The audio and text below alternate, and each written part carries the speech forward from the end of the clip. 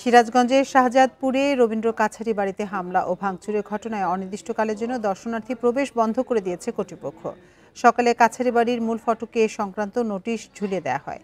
Bundle থাকলে প্রতি সেনমানিতে টাকা বাঁচবে। বিকাশ সেনমানি বান্ডেল কিনে জিতুন প্রতি লেনদেনে।